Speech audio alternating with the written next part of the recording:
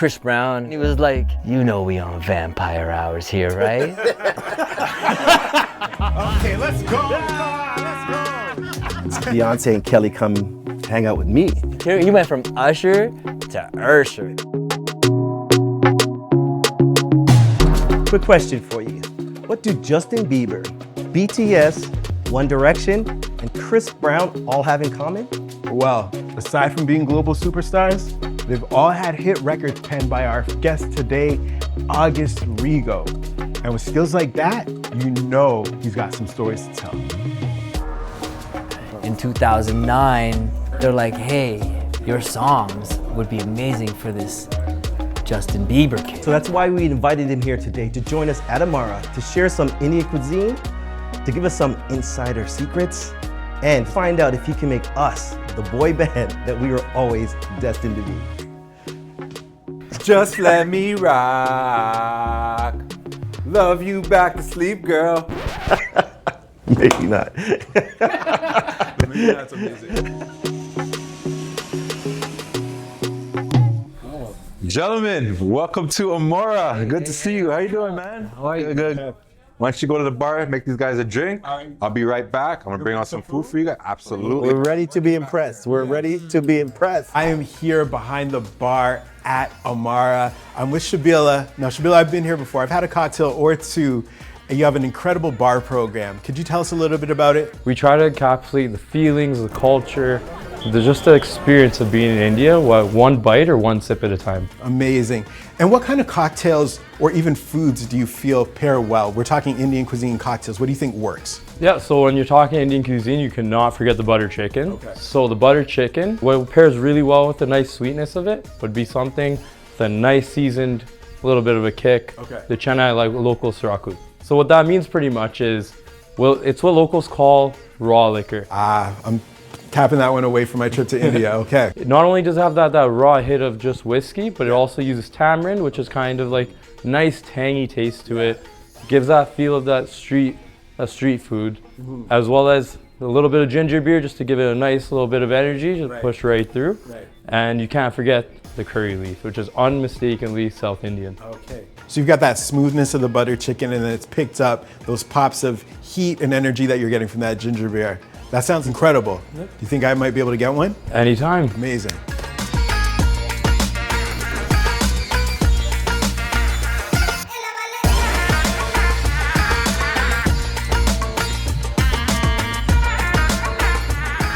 Wow. Tamarind, ginger, that whiskey hit. Someone book me a ticket to South India right now.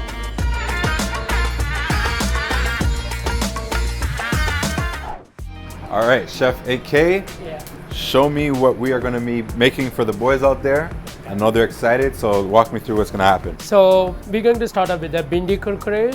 So it's a chickpea lentil with some Indian spices. Nice, so we got lots going on, and we add some sweetness to this as well. Yeah. Nice, I'm looking forward to it, right? So let's get started. This is chickpea flour. Chickpea flour. Chickpea flour, and add some Indian spices in it. Okay, so I'm going to add some water in here. So if you're gluten-free, this is a perfect dish for you because this is chickpea flour. Oh, that looks good. I like how the color is changing into the... Yeah, this here, that's Indian spices. We got some turmeric powder in here, and then that will give you the yellow color. Got the okra. I'm gonna drop it into the deep fryer. I got the basket in the oil. That's a nice little soft drop, so it don't splash me. All right. You two have known each other for a long time. Yeah. Yeah? Do we want to expose how long on camera? It's actually decades now. So you were 17, I was 17. you were 47. I was a little older than 17. Okay, so I used to have this music magazine called Mic Check Magazine. I remember that magazine. So the last Thursday of every month, Okay. there was a live R&B showcase. So we had the best live bands, and we had all the artists coming through. I mean, Glenn Lewis came through, Julie Black, people came through who could really sing. But we had an open mic at the end, Right. which was starting to get more and more famous. So one day, I'm hosting this thing. It was at the Bamboo, which was like iconic place on Queen Man, Street. bamboo. Bamboo. And I remember being on stage and introducing all the acts and getting ready to talk about the open mic. Right. And I looked down at the very front. Yeah. Were these three underage young Filipino kids looking at me. And it was predominantly a black room. So So now our okra is ready. So when you're taking food out of the deep fryer, it's very important that you let the excess oil drip, right? Because we don't want soggy okra. We want it to be crispy, crunchy. Let it drip, give it a nice shake, all right? Paper towel in the bowl. Now, if there's any more oil on there, or there will be more oil on there, it will get onto the paper towel, right? We got a crispy okra. It's time to start plating.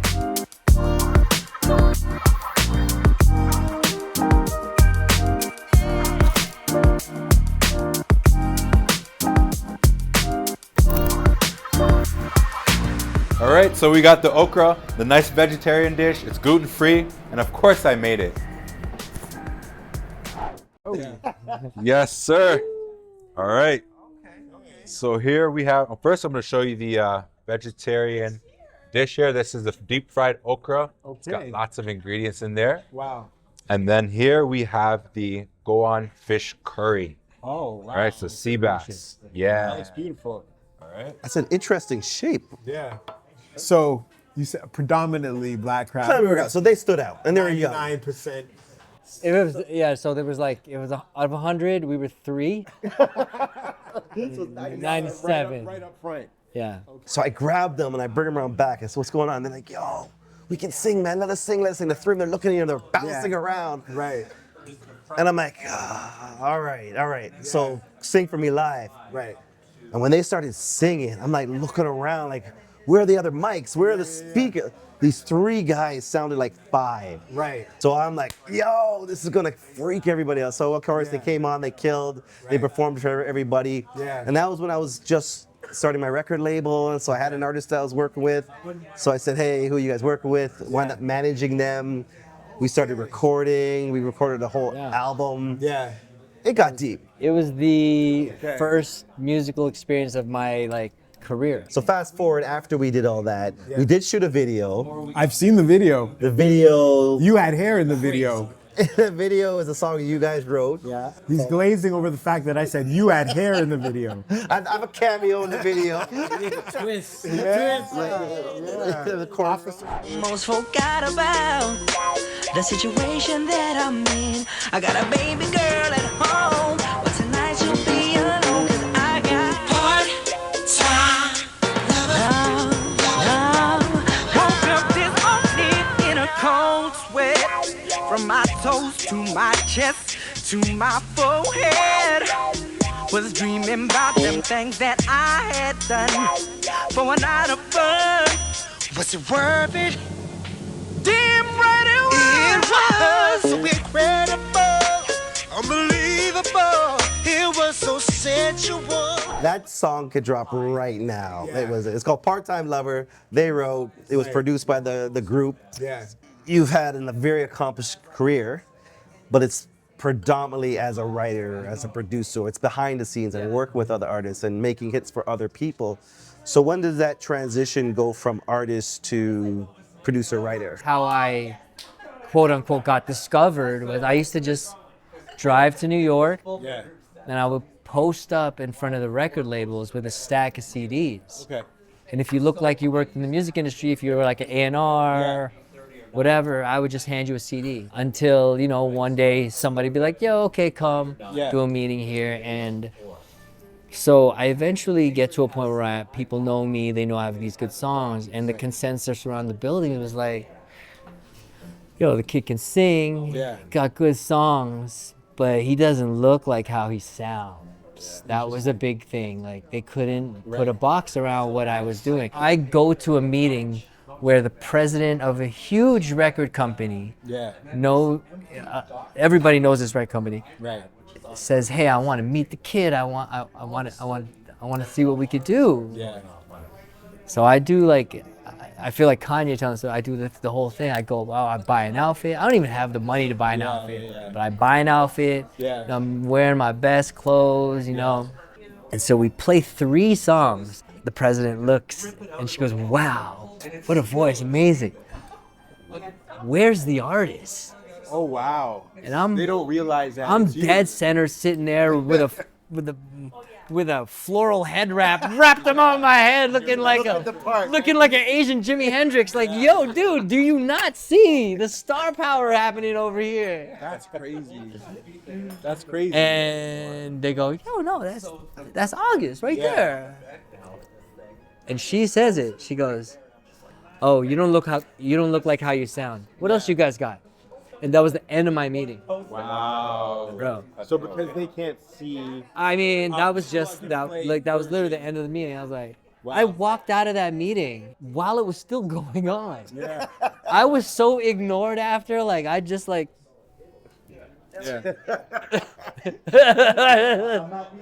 Yeah, they were like talking, and I was like, oh, okay. Well. So when you're hearing that they're like, well, we can't do anything with you because nobody looks like you before, is that tearing your confidence down, or is that building your confidence up? Like, I'm going to show them what you can do with me. The transition happens when it's like it's not one guy, but multiple people started saying, hey, you want to sell your songs? Like, we don't know what to do with you, but we like your songs. Maybe you can, and if you have more songs, you can give them to our artists. At this point in my career, I'm a little bit green, so I don't know that. I always think, Boyz II Men wrote Boyz II Men songs, Right. I didn't know that there was this whole industry of like, there's like a machine. People just churning out songs for these artists, Right. So in 2009, 2010, they're like, hey, your songs would be amazing for this Justin Bieber kid. You don't know who that is at this Nobody knows who he is at this point. So now he gets his first single, and like, okay, whatever, it's doing some numbers, but it's not crazy yet. But they're like, yo, should do these. Right. We want these songs for Bieber, and then L.A. Reid wants to meet you. We can't say that like that's a small thing. L.A. Reid. Oh, like L.A. Reid. I told you. Right, like Tony Braxton, Usher. Yeah. Okay. So I get in, says, play me something. Right. So I play him You Smile, my demo. And he goes, who's singing? Same thing again. It's just on repeat. Yeah. And I go, I'm singing. Yeah. He goes, oh, play me another. He's got a big ass desk too. He goes like this. And he looks at what I'm wearing. Yeah. No head wrap this time? No. I had a nice little fade and and he goes, play me the album. Oh, wow. And then he sits back like this. Your heart comes out of your chest. And I'm like, what do you mean play? I was like, what album? Yeah. And he goes, well, he was like, judging by the way you sing and the way you're dressed, you're an artist. So play me the album. Yeah. Do you have songs? Yeah. I was like, yeah, I have songs. So I play him one song, and it's this song called Planes, Trains, and Automobiles. It's like unreleased record. Yeah. It's like my love. It's like my love song to the music industry. It was just like I was all there at that point. And he stops it, like mid first verse, like I was like, oh shit, it's whack, it's whack. He goes like this. He goes, send in the girls, thanks. Send in the girls. No, he said, send in the girls. Okay. Played the song, I sang the song, and he goes, girls are looking at me, and he was like, all right, thanks, ladies. And he was like, amazing, man. It's like, so listen, first I want to talk to you about the kid, which is Bieber. Yeah. He was like, I want this You Smile song. I'm gonna send you to LA during Grammy Week. You do the Grammy Week stuff, and he was like, you come with a couple more records for me. Yeah. So I ended up doing like a couple of records in LA, do Grammy Week. Right. So I get back to New York, and he calls me in for the meeting. Yeah. Because I love the song you did, and these guys would take that song. And then we talked, shoot the shit, and I was like, all right, man. Well, I was like, thanks for your time, bro. I really appreciate it. Like, anything else you need, Yeah. you know where to reach us, right? Right. And I'm like literally about to get up, and he goes, oh, where are you going? And I was like, oh, I thought we were done. Yeah. Sorry, I thought we were done. And he was like, no. And he looked at my manager, he's like, you didn't tell him? Yeah. And he's like, I thought you wanted to tell him. And he's like, oh, he was like, I'm gonna sign you today. Oh, okay. I feel like we have, that's not where I thought we were going. I'm gonna sign you today. He was like, actually, I'm not gonna sign you. He's like, what I want to do is give you a little label deal so that you can do your album and then maybe help me develop some of the acts that have fallen under the rest that are like that I have that I don't, that I want to, bring some songs to. So I ended up getting like a full label deal with Def Jam and an artist deal. Right. And unfortunately, I never got to do put the album out. Because I'm thinking about like anyone who's ever had like a dream and come close to it, right? And to like be living your actual dream in real time. And it's happening in fast forward, actually. And everything must happen so fast, but then probably there's times that feel slow. This is like 3 months, 4 months. Wait, what? Yeah. Wow. So everything's just. I don't know, 6 months prior, I was broke. Right. Like, Yeah. just, I was working at the Gap. Plus the rejections, right? Yeah. And it's like Plus you the showed up rejection. for that next meeting. Yeah, You're like, yeah. I'm probably gonna get rejected, but I'm gonna be here anyway because this is what I want. No, for sure. Right? You get used to so many no's to the point where it's just like, did you just say yes? Like, you know what I mean? Yeah, Like, yeah. what? Derica, thank you. Thank you for taking a moment to talk with me My pleasure. and for having us here. Beautiful restaurant. Before anybody eats, when they come here, they're introduced to an environment, decor. So a tone is already set. Some of the senses are already being used by the style, the colors, and the atmosphere. So I'm curious, what is it that you are trying to communicate with this space? How do you want people to feel before they actually even eat a meal? Well, when they walk in, we want them to feel welcome, first of all. The design is cozy meets elegance. You want it to feel comfortable and familiar when people come in. How much of India is really in this decor? Like, I'm seeing logos and light fixtures and circles and curved. Is this reminiscent of traditional Indian architecture or spaces, or? The vision was modern India, and I think that's basically what is reflected here. If you see, we have a lot of curvatures and whatnot. You see, in Indian architecture, there's a lot of curvatures. Yes, the roofs, the ceilings, it's all. Just like Taj Mahal. Exactly, Taj Mahal, yeah. You see, there's like modern touches to it as well. If you look here, we have some lotus prints, which is the logo of Aamama. So why is the lotus plant significant? Why is that the logo?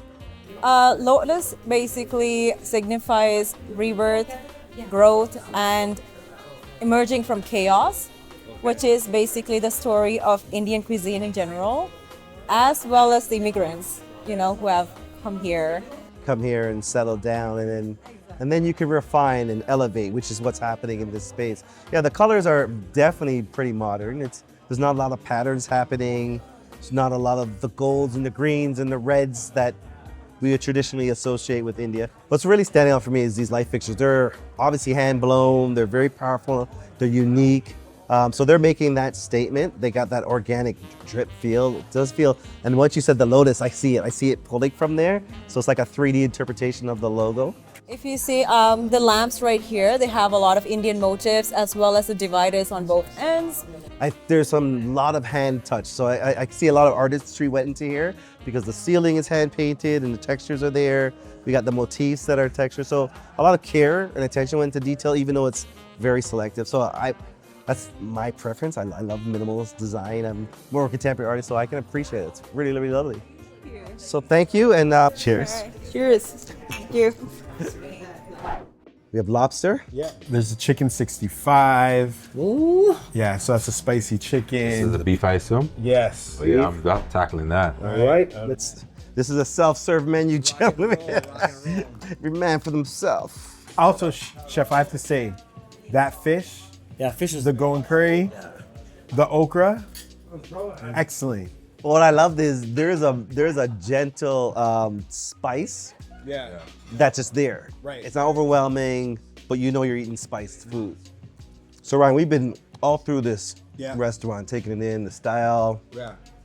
There's an ambiance here. So Absolutely. for someone who's looking to experience some Indian cuisine, Yeah. when should you choose this in your dining search? So I feel like if you're gonna celebrate something, I would want to celebrate because this is great for a group. We've got a big spread here. Everybody's eating a little bit of everything. I'm thinking if I want to impress somebody, maybe I'm in the doghouse with wifey and I want to fix things, and I'm coming here because nothing repairs, you know, something broken like some good food. There's just so much flavors, and it feels like you're just getting such an authentic experience. And I feel like even if this was my first foray into Indian food, I'm just diving right in, right? Like there's no apprehension, there's no kind of like, oh, is this too hot? Everything just not overpowering. No, because everything looks so appealing that you want to try it, and then the bite is proof that, you know, they know what they're doing in the kitchen. I don't know how this guy snuck in, but even what he did was impressive. Couldn't destroy the. August, you feeling the meal? Bro, I can't even talk right now. The impression I'm left by eating here is this is a great, gentle introduction. Right. There's nothing overpowering. It's not aggressive. The smells are there, but they're not overpowering. The spice is there. Yeah. But if you're not a big spice fan, you can still get through. Yes. So this seems like it's a very friendly introduction into the world of Indian food. And even if you're an Indian veteran, this is still a way. This for me is a meal that I'm gonna remember, I'm gonna talk about, I'm gonna refer to friends. Right. These dishes are so memorable, they're so vibrant. I love it. So you want to come here when you have time, take time and create memories. It's not just grab a takeout. No, this is dining, take time, enjoy. Especially for your first experience. Look half decent, put on a cardigan. And you know. That's it. Yeah. But hold on, we glossed over the fact that he picked up some songs for Justin Bieber. Yeah. Like you don't just do songs for Justin Bieber on his breakout album and just gloss over it. What song? I know what song, but for the audience, what song is it? So, the one that opened the door for me was You Smile. Can we get a couple bars, please? I'll wait on you forever and a day, hand and foot. Your world is my world. You smile, I smile. So in your head, you write that song, your voice, Yeah. for you to sing. So no, No? You wrote that for someone else? weirdly enough, it's been so long, so I can tell them. I write that song for Musiq Soulchild. I'm in New York and I'm working with Jerry Wonder. He did what with the Fugees? Fugees, Lauryn Hill, like probably one of the best producers I've ever worked with. Like top three for sure. Okay. He's like, yeah, you want to do some Musiq Soulchild song? So plays me this beat, which kind of feels like the Beatles to me. Oh, okay. That's what I heard when I first heard it. So I wanted to write something, not to be technical, but like with maybe like a little more blues form, like an American standard versus like your typical pop song. Okay. And I ended up writing You Smile. Right. And I guess they didn't think it would be the best fit for Musiq Soulchild at the time, but they were like, but you know who it would sound good on? The kids are The kid they're talking about. But it's not like the situation where it's Justin Bieber and this is the one big name. We're talking Chris Brown, we're talking One Direction, we're talking BTS. Global sensations. We're talking billions of records, we're talking billions of streams, we're talking millions of fans. Yeah. Right? What does this feel like, this roller coaster of being responsible for some of the biggest hits for some of the world's biggest artists? Is that giving you gratification? It does. It just to me, like, all I want to do is, you know, obviously make money, but to provide for my family, Right. but also allow myself the comfort to create at my leisure. You know, that's my end goal is, you know, to wake up in the morning and make music because I want to make music, which I do. So you can make just about anybody sound good? I can, yeah. 90%. 90%? Well, I want to let these guys, well, at least I specifically want to let Michael know that I can be a better artist than him. Whoa. I heard myself in the shower. I have confidence. I think I can do it. So where we're getting at is that I think we should make a new theme song for Design, Cook, Eat. Okay. You don't look so sure. Featuring the Live Better guys. The Live Better guys need a track. We know you're a busy guy in and out of the country, in Asia. Listen, you know what? Anything is possible. Guys, cheers. Yes.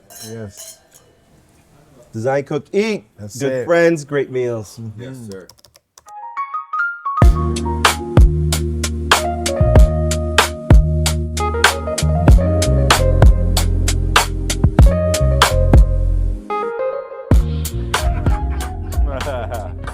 Early when I first got on, I got to write with Mary J. Blige, which was Like actually in the room together. like this, and it was an amazing experience. So you come in, there's a beat me. You're coming in as a writer. Yeah, so I come in as a songwriter.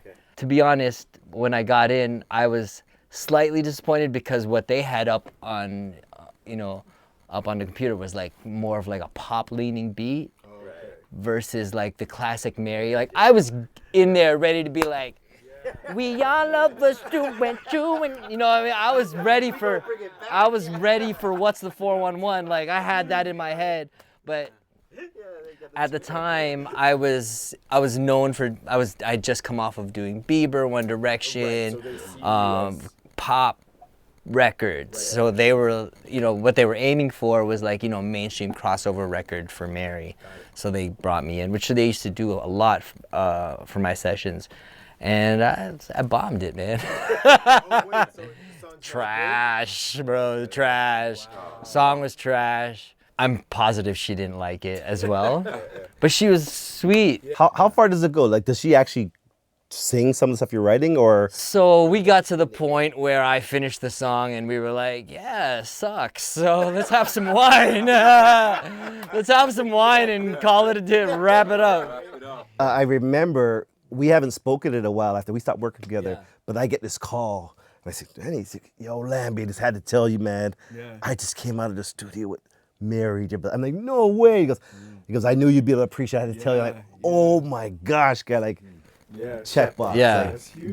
Like, So Mary was amazing. So you flop, Mary. Flop, total flop.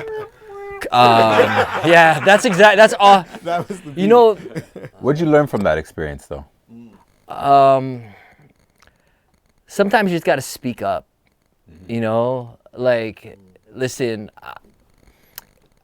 I'm kind of prideful when it comes to the music, so I'm always like, I can make something good out of this.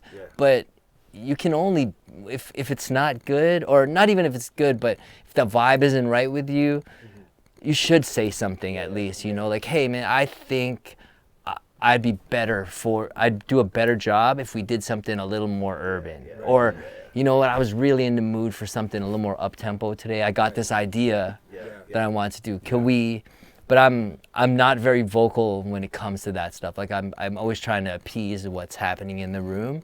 So I usually take a step back and say, okay, whatever you guys want to do. But I'm working on being more assertive with like my creativity. Yeah. So we're gonna put you to work, sir. I mean, let's hear what you got. If y'all are ready.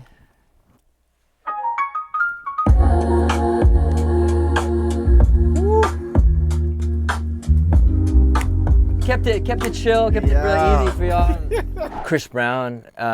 So I had previously done a couple of songs for him, Back to Sleep, meaning like, the main, the best one, I guess the biggest one. Just let me ride. The engineer was like, yo, Chris wants you to come to the house. And I was like, cool, name the day. And he was like, oh no, I mean now.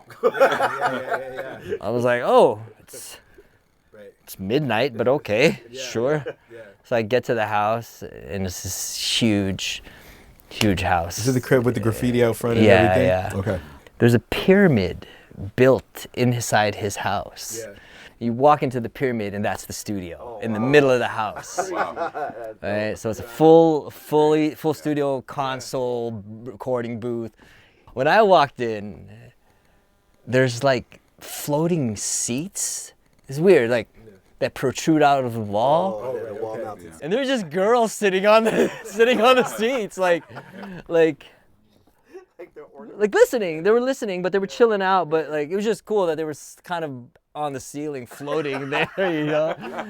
Admittedly, we had been drinking, smoked a little weed, whatever, and I was kind of out. Like I was functioning, I was writing great songs, but I wasn't singing to the best because I was, drinking. I was a little dizzy, This guy was like when I say like on point, like I'd sing the verse and be like, "Oh, you sound amazing." He's like, "Let me go in," and he'd go in and just rip it. And when I say like rip it, like it wasn't like he was taking like 5, 6, 7, 8 takes. Those guys like 2 takes. He's Chris Brown for a reason. Yeah, and like it was like, wow, dude, you're crazy.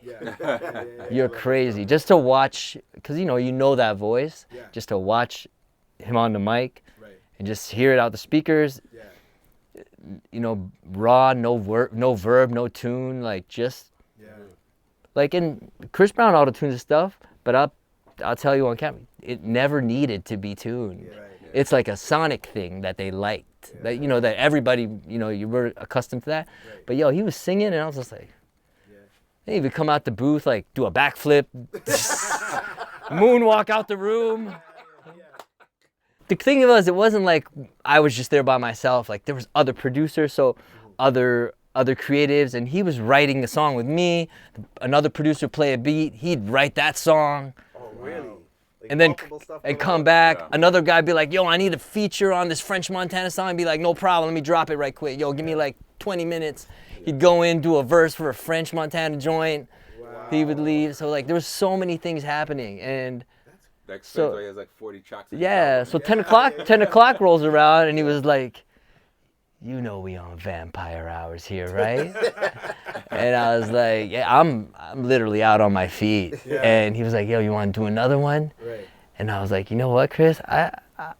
I want to say yes, but I'm afraid that I'm gonna embarrass myself because at this point I'm drunk. I'm passing out, like I'm falling asleep here and there. You know, I'm just like, yo, appreciate it, man. He's like, yo, I'm just gonna get my hair dyed and I'll be right back. I was like, wow. That's why you're Chris Brown and I'm August Rigo. You know what I mean? So sleeping is just not even a thing. I mean, I don't know. Like maybe he got up at 12 when I got there. You know, who knows? Sun's still up, we killing some time. Talking about the culture, just speaking our mind. Follow the feeling, seeing where it go. Everything good. This is sounding good. Yeah. Usher was doing his remix verse, so he wanted to meet me, and he wanted to, you know, talk about it, possibly doing some songs. So I got to see him record. So I walk in, Usher's there, and he's just like normal, you know, t-shirt, you know, no chain, no glasses, no hat, just, "Oh, what's up, August?" So I'm like, "Yo, let's play the beat." So let's say you're Usher, like you're behind me, so I'm listening to the music. That's easy for you guys to imagine, right? Yeah. So I'm listening to the music, right? Yo, this is dope, man. Oh, what do you think? Yo, I turned around. My man he went from Usher to Usher. He was like, he had to get in his vibe. Like, I turned around, sunglasses, chain, glasses, he was ready. Yeah, he was ready to go. And I was like, at first I thought it was slightly comical, but then I was like, no. Because that's him. That's the mindset you have to be in as a superstar, you know? Let me get into it. Let me be me. Right? And like he went into like full choreography in front of me, and I was just like dancing to the beats that you're gonna play. and then his boy came in and just dancing with him, like, dude. But it was like the highest level of like studio dancing you could ever imagine. Like I realized, I was like, yeah, you know what? You do have to be that to be a superstar. Like there's levels to this thing, right? That was cool. Take one breath, let it all unfold. No need to rush what's already gold. Can you turn you down? Leave you there, but turn you down a little bit so I can hear me over you. Nah, baby. Turn me up in the mic, man. Turn me up. Where my snare? Where my snare? Back when I had the magazine, so we had a chance, we were going to interview this year. This one, they just dropped so the album's coming out, so I got a chance to interview them. So they set up in hotel rooms. I was with Latavia and Latoya. And Kelly and Beyonce were in the other room, but we were the last for the day. So we did our interviews, and there's a couch just like this, and that's me, and this is them. And so it was over, and there was some time left. They're done, interviews are done. So Beyonce and Kelly come to hang out with me. So I'm here. So there's only room for 3 on the couch. So as if Howard is me, poor imitation, but if he's me, Beyonce went and stood on that side. So she's standing there. Yeah. And the other 3 are here. And then we're just talking. So I'm like, what songs do you like? And Black just came out and all this stuff. So they were naming songs that they like. But when they named the songs, they would bust into it. So I'm sitting there, Beyonce here, and they're just singing a cappella, covering everybody's song. And I'm like, body's full of chills, but trying to, all right, I'm like, cool. Like literally, like, it was about 20 minutes of just a cappellas and just singing and serenading for me. Like, incredible. And I got some pictures, thank God. This was before iPhone time. And I remember telling my boys, and no one believed me, but those are the times on film. So I had to go drop it off and get it developed. Get those pictures back. So I do have some proof that I was with them, though. We need the proof. But also, Jay-Z, this is a Michael Lambie story, not a DCE story. I have a quick Beyonce story. Oh, okay. So one day, I got an opportunity to meet Poke from Trackmasters, right? He was doing LL Cool J at the time, so they were like, yeah, go to this studio. So I literally waited 12 hours for this guy to come out of the studio. Wow. I was at Sony, but during that time, there's mad artists coming through. So Beyonce walks in, and she walks by, and she sees me there because I'm there for hours. So she stops and she goes, "Hi, how are you?" And I literally just looked at her. I just looked at her. Does the word heaven mean anything? Yeah. No, because I was with my boy. My boy was like, "Hey, nice." Thank God my boy was there, because it would have been way more awkward. Because she said hi to him, and then she said hi to me, but she addressed me like, "How are you doing? What you doing here?" And she, like, because I was sitting there for a long time, like, at least she'd seen me there for at least 6 hours. She's like, "Oh, what are you doing here?" I just went. She literally was like, "Okay," and she walked away. So you didn't say a word? I didn't say a word, bro. I didn't say anything. Again, in my brain, I got married. We were the south of France on a boat, like. We're making music. Baby, give me a drink. His boy's probably nudging him. Yo, he's just like, Dude. I literally was like, I didn't know what happened, because when she walked out, I looked at my boy and I was like, "Was that Beyonce?" He was like, "What's wrong with you?" Damn.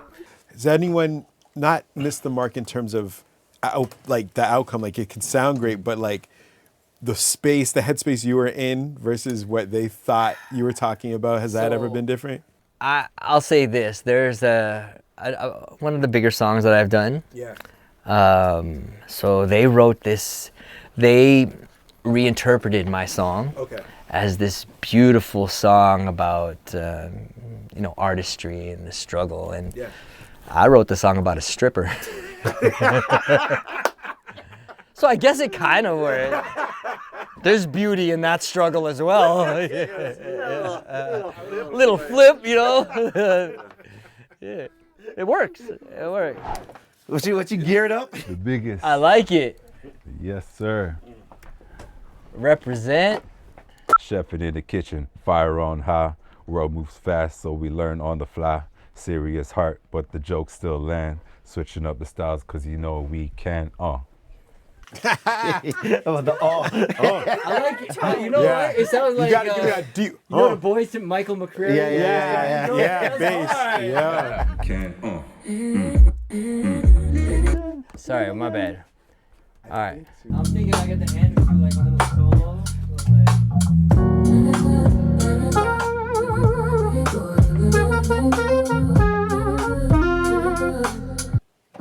What else we need? I think that's it. Let's turn this dream into a theme. August DCE. Sun still out, we killing some time. Talking about the culture, just speaking our mind. Follow the feeling, seeing where it go. Every good thing start casual, slow. Take one breath, let it all unfold. No need to rush what's already gold. I've seen the long road, I know the pace. The design feels right, it falls into place. Chefing in the kitchen. kitchen, fire on high. World moves fast, so we learn on the fly. Serious heart, but the jokes still land. Switching up the styles, cause you know we can. Living good, everywhere we go, yeah, we living good. Living good, simple things done right, just the way it should. Living good, everywhere we go, yeah, we living good. Living good, simple things done right, just the way it should.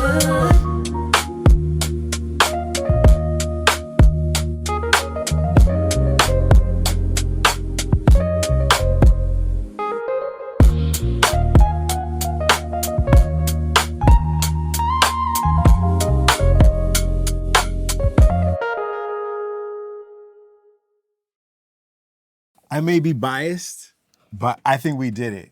Yo, I think we did it. I think he did it. How did we do? My God. Amazing. Yeah?